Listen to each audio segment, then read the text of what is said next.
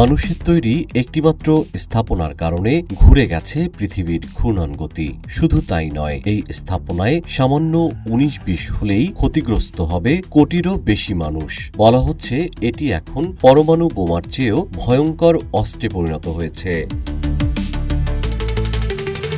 মজার বিষয়, বন্যার হাত থেকে মানুষদের বাঁচাতে এই থ্রি গর্জেস ড্যাম নির্মাণ করেছিল চীন, যার বিশাল জলাধারে সংরক্ষিত রয়েছে প্রায় ৪০ বিলিয়ন টন পানি।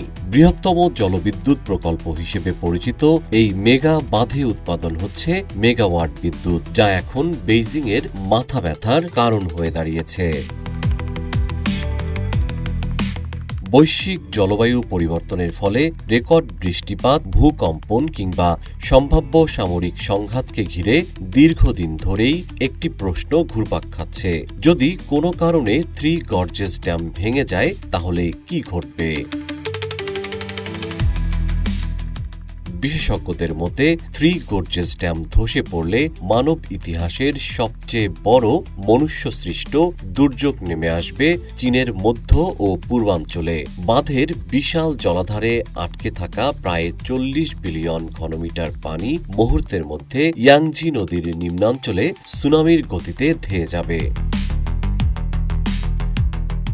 এর ফলে চীনের Hubei, Hunan, Jiangxi, Anhui, Jiangsu এবং বিশ্বের অন্যতম প্রধান অর্থনৈতিক হাব সাংহাই মেগাসিটি সহ বিস্তীর্ণ এলাকা নজিরবিহীন বন্যার পানিতে তলিয়ে যাবে। এই প্রলয়ে তাৎক্ষণিকভাবে কোটি কোটি মানুষের জীবন বিপন্ন হবে।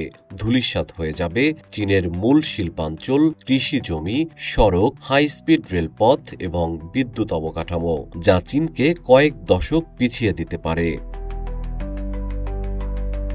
এই মেগা বাঁধ ভেঙে গেলে সরাসরি ভৌগোলিক কারণে বাংলাদেশ, ভারত বা দক্ষিণ পূর্ব এশিয়ার দেশগুলো বন্যার পানিতে প্লাবিত হবে না, কারণ ইয়াংজি নদীটি সম্পূর্ণভাবে চীনের অভ্যন্তরীণ ভূখণ্ডের ভেতর দিয়ে প্রবাহিত হয়ে পূর্ব চীন সাগরে গিয়ে মিশেছে। ফলে এর পানির প্রবাহ দক্ষিণ এশিয়ায় আসার কোনো সুযোগ নেই।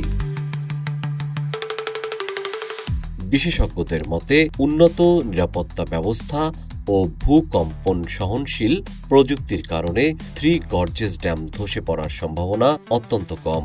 তবে এমন ঘটনা ঘটলে শুধু চীন নয়, বৈশ্বিক সরবরাহ ব্যবস্থা এবং বিশ্ব অর্থনীতিও বড় ধরনের সংকটে পড়তে পারে।